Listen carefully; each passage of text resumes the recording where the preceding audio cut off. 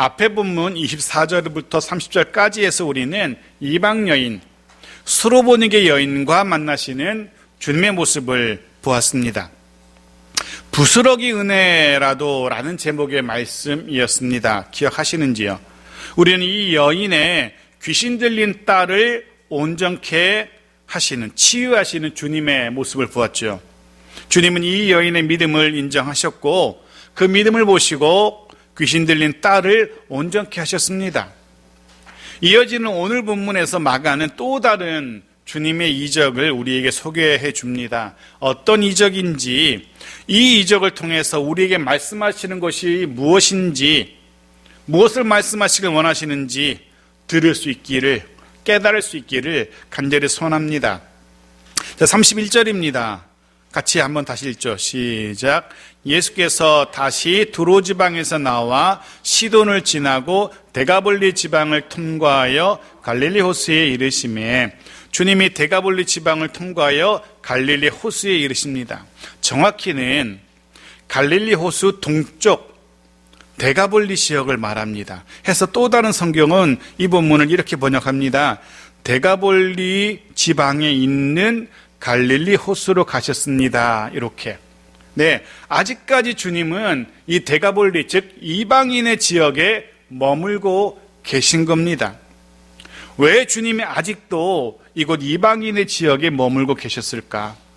왜 다시금 원래의 주 활동 무대였던 가버나움으로 돌아가시지 않고 여전히 이곳 이방 지역에 머물고 계실까? 우리는 주님이 이방 지역 두로라는 지역에 가셨던 이유가 결국 수로보니게 여인이라는 이 여인을 만나기 위함이었던 것 알고 있습니다. 그렇다면 이곳 데가볼리 지역에 남으신 이유가, 분명한 이유가 있을 겁니다. 네, 이곳에서 주님은 여기서 또 다른 누군가를 만나기를 원하셨던 것 같습니다. 누구인지, 어떤 사람인지 봅시다. 32절 같이 읽죠. 시작.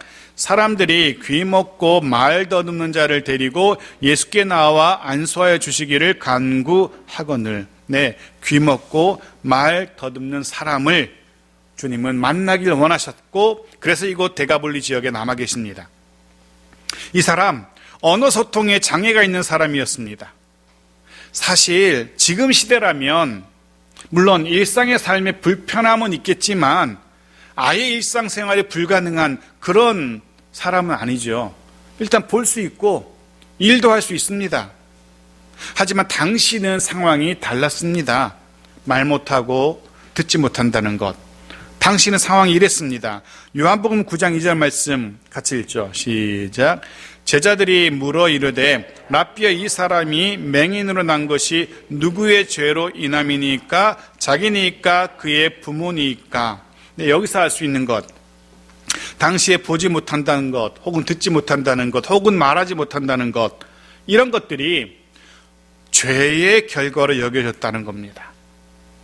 무언가 몸에 부족함, 결함이 있는 것을 단지 우리처럼 무슨 몸에 건강에 이상이 있는 것 정도가 아니라 종교적으로 하나님 앞에서, 신 앞에서 범죄했기 때문에 그 죄의 결과로 그렇게 된 것으로, 죄인으로, 하나님께 벌을 받은 자로, 종교적으로 부정한 자로 이렇게 여겨졌던 겁니다. 게다가 말을 못하고 듣지 못한다는 것은 정상적인 의사소통이 불가능했기에 당시로서는 직업을 구할 수도 없었습니다. 그래서 당연히 일상의 평범한 삶은 불가능했습니다. 아마도 가족들이라든가 혹은 친구들의 돌봄으로 겨우겨우 살아가야 했던 그런 사람이었을 겁니다. 그러던 중 예수란 사람이 병든 자를 고치시고 귀신 들린 자도 온전케 하신다는 그런 예수란 사람이 자신의 동네에, 자신의 마을에 왔다는 소식을 이가 들은 겁니다. 해서 서둘러 사람들이, 아마도 가족들이겠죠, 혹은 친구들이겠죠, 그들이 이 사람을 예수님에게 데리고 옵니다. 데리고 온 이유가 무엇입니까? 본문은 안수하여 주시기를 바라고 라고 기록하고 있습니다. 안수하여 주시기를 바라고. 여기서 말하는 안수는 흔히 말하는, 오늘날 말하는 목회자의 안수기도를 이야기하는 것이 아닙니다. 치유의 행위를 말합니다. 무언가 치유의 행위를 가리키고 있어요. 마태복음 9장 18절 말씀을 보시면 이렇게 되어 있습니다. 같이 읽죠. 시작.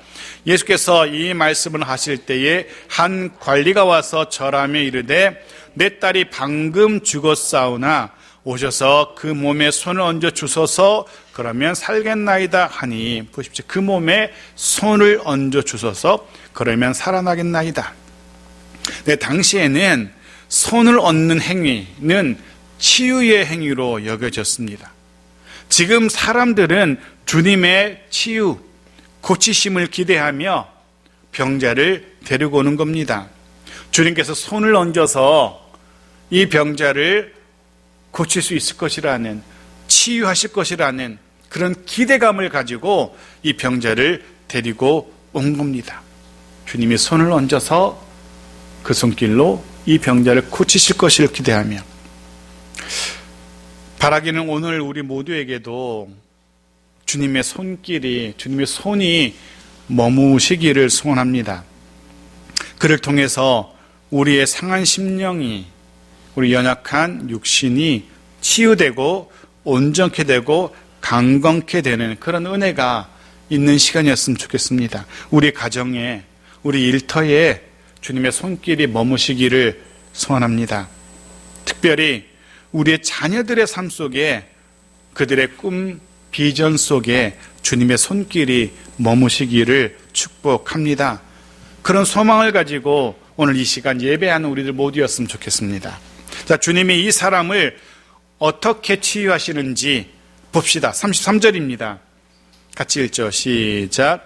예수께서 그 사람을 따로 데리고 무리를 떠나사 손가락을 그의 양귀에 넣고 침을 뱉어 그의 혀에 손을 대시며, 제일 먼저 이 사람을 따로 데리시고 무리를 떠나가십니다. 따로 은밀한 곳으로 이 사람을 데리고 가시는 겁니다. 사실은 보통 주님이 병자를 고치실 때 혹은 귀신 들린 자를 온전케 하실 때에는 공개적으로 많은 사람들이 있는 곳에서 그렇게 하셨어요. 그런데 오늘 본문은 좀 다릅니다. 따로 데리시고 조용한 곳, 사람이 없는 곳, 은밀한 곳으로 가시는 거예요. 왜 그러셨는지 이유는 모르겠습니다. 성경에는 기록되어 있지 않기 때문에 주님이 왜 이 사람을 따로 데리고 가셨는지 성경은 기록하지 않습니다. 간혹 성경에 기록되지 않은 내용까지 궁금해하시는 이들이 있습니다.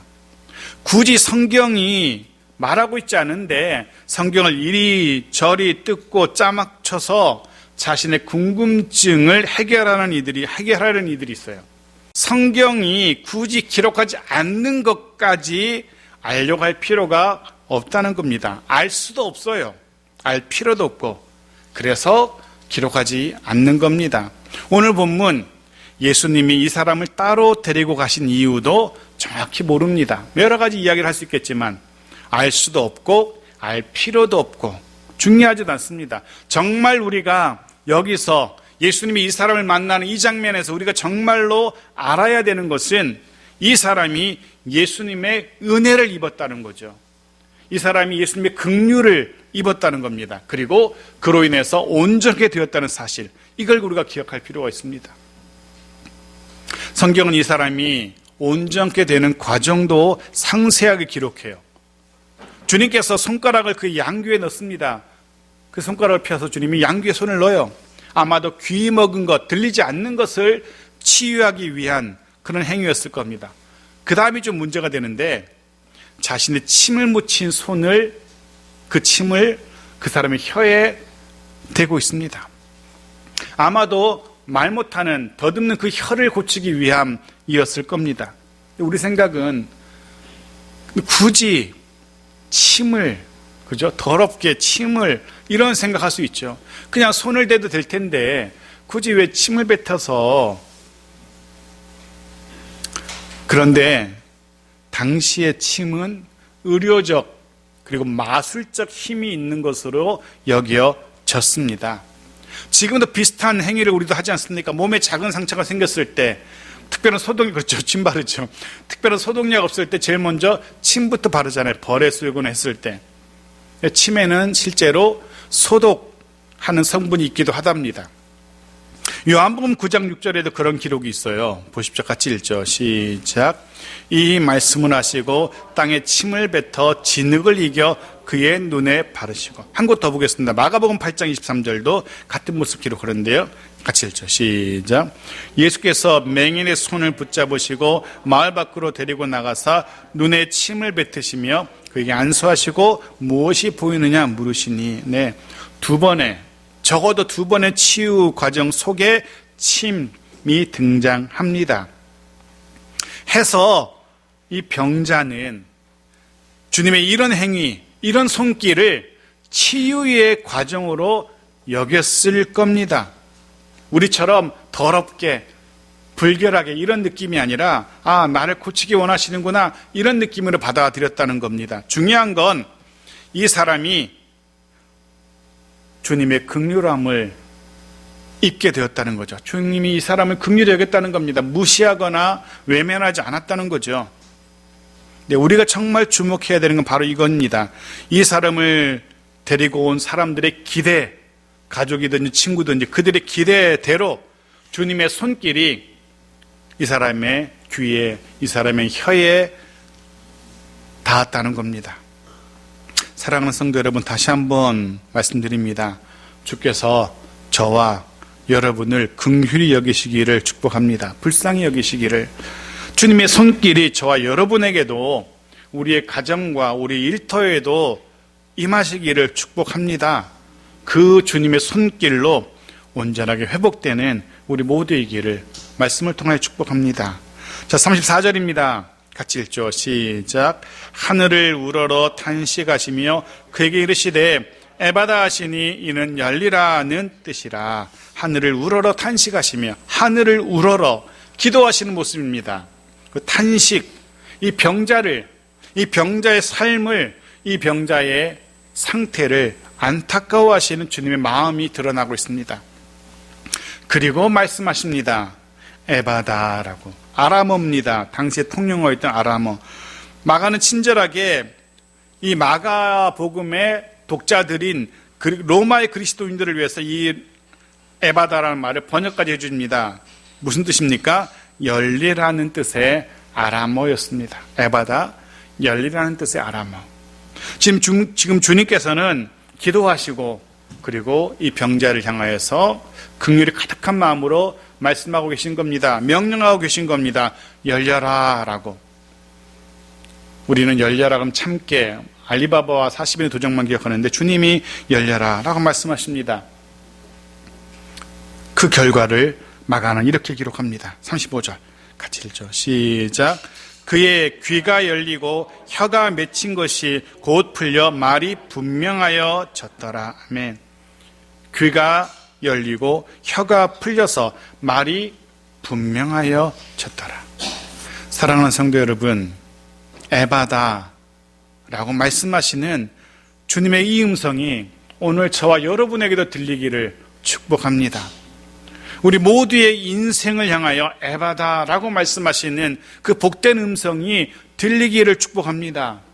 우리의 가정을 향하여서, 우리 일터를 향하여서 에바다라고 말씀하시는 그 음성이, 그 복된 음성이 들리기를 원합니다. 무엇보다 우리의 자녀들의 삶 속에 이 에바다의 은혜가 있기를, 저들의 삶 속에 열리게 하시는 주의 은혜와 주의 복이 있기를 간절히 소원합니다. 주님의 은혜로 열리고 풀리는 우리의 삶이기를 축복합니다. 우리로 하여금 근심케 하고 우리로 하여금 염려 가운데 잠 못 들게 하던 그런 문제들이, 모든 막히고 맺혔던 문제들이, 또한 관계들이 이 에바다, 열리는, 해결되는 주의 은혜가 있기를 축복합니다. 주님의 은혜로, 주님의 말씀으로 막혔던 것이 열리고 맺혔던 것이 풀리는 우리의 삶이고 우리의 가정이기를 주의 이름으로 축복합니다. 에바다, 열리는 놀라운 일들이 일어나길 축복합니다. 우리는 또한 마가의 이 기록을 통해서 또 하나 주목해야 될 것이 있습니다. 열리게 하시는 주님의 이 말씀, 이 음성을 통하여서 우리가 주목해야 될 것, 귀 먹고 말도 없는 사람이 온전히 된 이 사건, 단지 한 사람이 주님의 긍휼로, 주님의 은혜로 단지 한 사람이 온전케 되는 그 사건, 이 사건에 한 사람이 온전케 되면 머물지 않는다는 겁니다. 이 의미는 좀 더 큽니다. 한 사람이 고침받았구나, 축하해, 잘 됐다, 여기에 그치는 게 아니라는 겁니다. 마태복음 15장 31절 말씀 보십시오. 같이 읽죠. 시작. 말 못하는 사람이 말하고 장애인이 온전하게 되고 다리 저는 사람이 걸으며 맹인이 보는 것을 무리가 보고 놀랍게 여겨 이스라엘 하나님께 영광을 돌리니라. 아멘. 여기 보면 이렇게 되어 있습니다. 말 못하는 사람이 말하고 맹인이 보게 된 사건을 목격한 사람들이 어떻게 반응합니까? 이렇게 하나님께 영광을 돌립니다. 하나님께 영광 돌려요. 근데 잘 생각해 보십시오. 지금 이 장면은 예수님께서 병자를 고치시는 그런 장면 이후의 모습을 이야기해요. 즉, 정작 병자를 고치신 분은 예수님인데 왜 사람들은 그 장면을 목격하고 하나님께 영광을 돌리고 있는 것일까? 제가 예수의 입장이었다면 조금 억울할 것도 같아요. 고치긴 내가 고쳤는데 왜 하나님께 영광 돌려요? 배경은 이사야 선지자의 글이 있습니다. 이사야 35장 5절과 6절 말씀 보십시오. 같이 읽죠. 시작. 그때에 맹인의 눈이 밝을 것이며 못 듣는 사람의 귀가 열릴 것이며 그때 저는 자는 사슴같이 뛸 것이며 말 못한 자의 혀는 노래하리니 이는 광야에서 물이 솟겠고 사막에서 시내가 흐를 것임이라. 아멘. 여기 그때는 메시아가 임할 때입니다. 하나님께서, 여호와 하나님이 이스라엘 백성을 위하여 메시아를 보내주시는 그때를 말합니다. 그렇습니다. 맹인의 보게 됨, 못 듣는 사람의 듣게 됨, 저는 자의 온전케 됨, 이것은 드디어 여호와 하나님께서 이스라엘을 위하여 메시아를 보내셨다는 메시아의 임재의 증거로 받아들여진 겁니다. 그렇습니다. 우리는 이 사건이 에바다의 사건을 통해서 예수가 곧 하나님이 보내신 메시아이다 라는 사실을 독자들에게, 우리에게 알려주고 있는 겁니다. 그 사실을 깨달아야 되는 겁니다.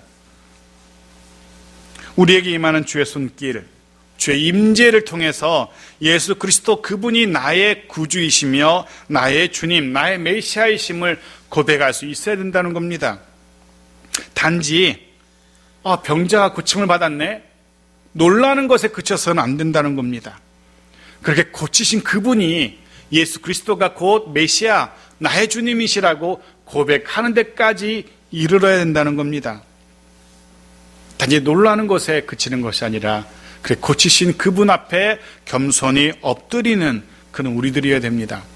가장 중요한 건 그분이 예수 그리스도가 메시아시라면 메시아이신 그의 말씀에 온전히 순복하는 우리들이어야 된다는 거죠.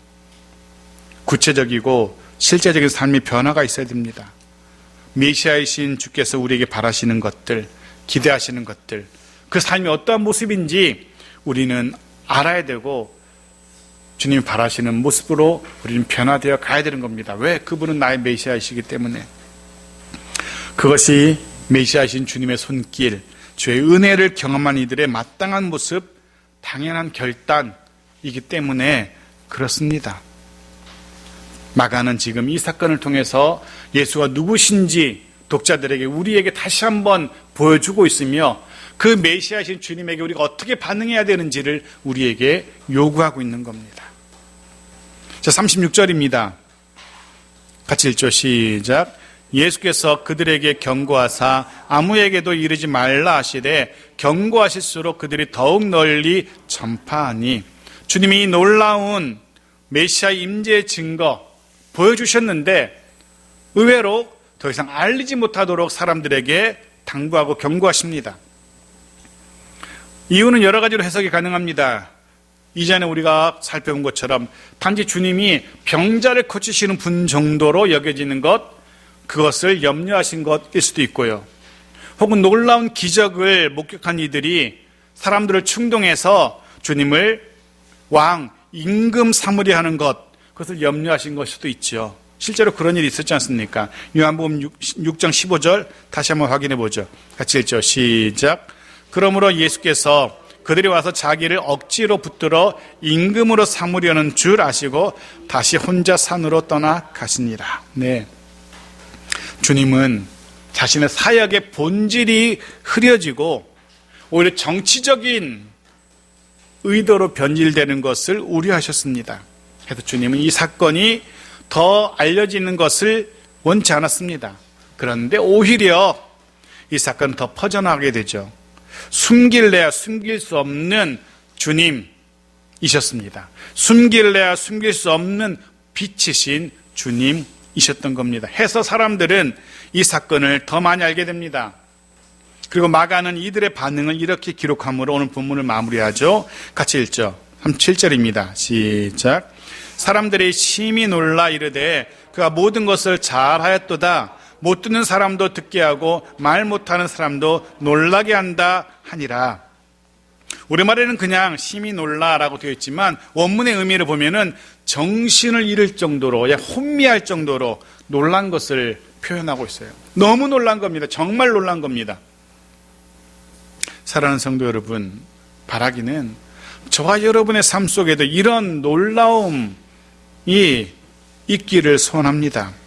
예수님의 일하심으로 인해서 놀랄 수밖에 없는 정말 복된 놀람, 은혜로운 놀람이 저와 여러분의 삶에 더 많아지기를 간절히 소원합니다.